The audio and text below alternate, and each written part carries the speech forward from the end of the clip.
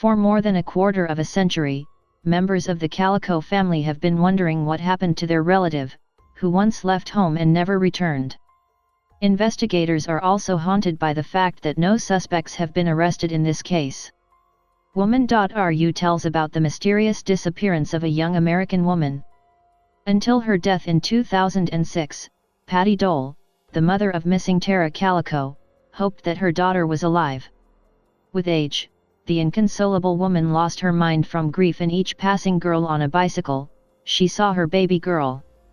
Alas, 30 years have passed since the tragedy, but Tara has not returned home. The Calico case is still open. Over the years, the police had found only one piece of evidence, and even that had raised a lot of questions. 19-year-old Tara Calico was an organized and punctual person beyond her age. A second-year student in the psychology department at the University of New Mexico always scheduled her day by the hour. On September 20, 1988, the girl planned, as usual, to ride a bike in the morning, and then play tennis with her boyfriend Mark McCracken. At 9:30, Tara told Patty Dole's mother that she would drive 56 kilometers on her favorite route around her hometown of Rio Comunis and return by noon. Calico often rode with Dole, but this time her mother refused to keep her daughter company.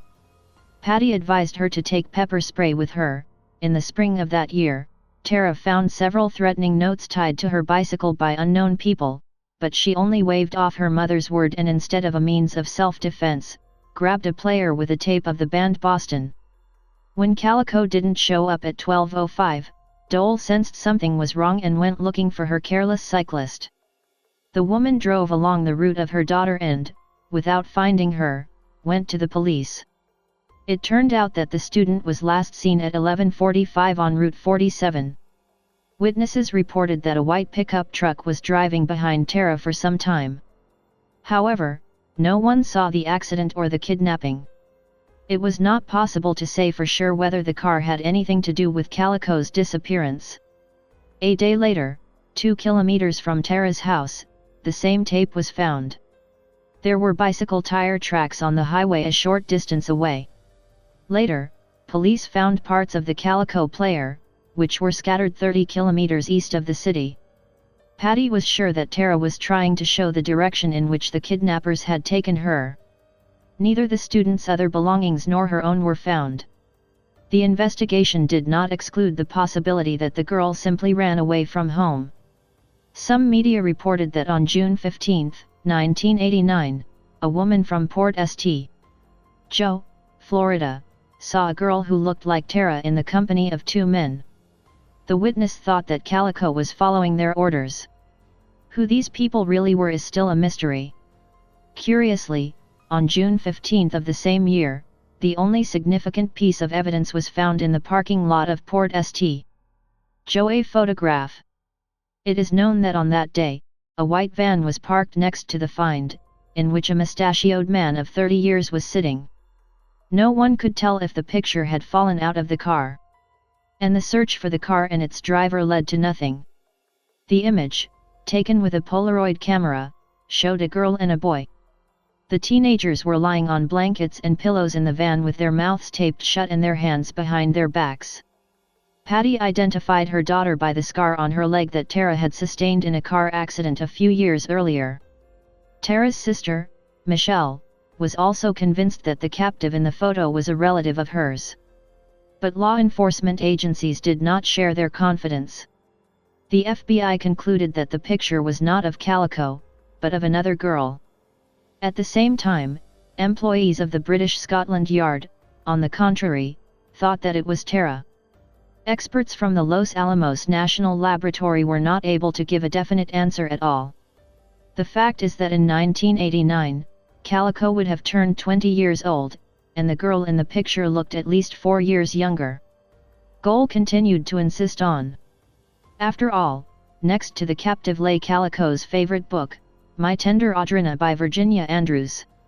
It is curious that the cover of the work was recorded phone. Due to the fact that some of the numbers could not be deciphered, there were 300 possible numbers, of which only 57 actually worked, but their verification did not yield anything. Investigators who studied the image wondered if it was a staged shot. The police were confused by the fact that the girl's hands were clearly not tied, her shoulders looked quite relaxed. In addition, the skin around the mouths of the guys did not turn red, which meant only one thing: the tape was pasted on them only for the sake of the photo. However, this question remained unanswered. However, some law enforcement officials believed that the fear in the eyes of teenagers was real. Who was the boy in the picture, too, is still unclear. On April 21, 1988, 9-year-old Michael Henley disappeared near the town where Tara lived. The child was hunting with his father in the Zuni Mountains, but at some point fell behind him and fell through the ground. Henley's parents decided that their son was captured by unknown kidnappers. The police again doubted the photo showed a teenager of 12 years. However, in 1990, the remains of Michael were found in the mountains. The examination showed that no one killed him, the boy's death was not violent. There is a version that years later in the California community of Montecito, two similar images were found. One shows a dead girl with her mouth taped shut. On the other, the victim was sitting next to a man with a blindfold over her eyes. Investigators provided Patty with footage for identification. Dole couldn't tell if her daughter was in the pictures. In 2003, Mark McCracken was convicted of murdering his wife. Law enforcement officials suggested that the man may have taken the life of Tara, whom he met before her disappearance. However, investigators found no evidence of this theory. In 2008, the sheriff of Valencia County in New Mexico, Rena Rivera, said that he knew from the beginning what happened to Tara CALICO. The police officer is sure that the student was chased by two teenagers in a white pickup truck. At some point, the boys accidentally hit the girl. In a panic, the young men killed her and buried her. Rivera said he could not name the perpetrators because without the body, they would be empty charges. In 2009, a woman who calls herself a clairvoyant told investigators that she knew Tara. They worked together in a strip club. The psychic reported that she allegedly had a vision according to which CALICO was killed and buried somewhere in California. The police, of course, checked the words of the witch, but they were useless for the investigation. In the same year, 2009, David Barnes, the sheriff of Port St. Joe, received 2 letters sent from the city of Albuquerque. The envelopes contained pictures of a boy whose mouth had been painted over with a black marker.